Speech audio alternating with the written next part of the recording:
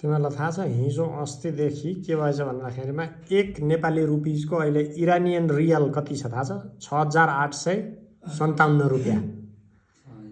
6,857 रुपियाँ। 1 US डलरको कति छ होला? 1 US डलर USD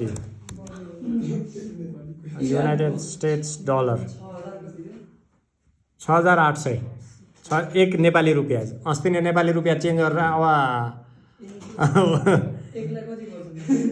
अनि 1 US डलरको 1 10 100 1000 10,000 लाख 9,94,000 इरानियन रियल। अहिले तिमीसँग 1 डलर छ भने गएर त्यहाँ चाहिँ 9 लाख 10 लाख लगभग।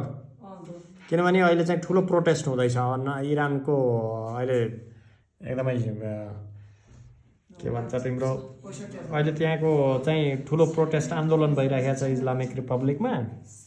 चाहिँ अब सरकार त्यहाँको चाहिँ ढल्न सक्छ, नेपाल ढले जस्तै। त्यसै कारणले त होला त्यो सल्लाह हेरे।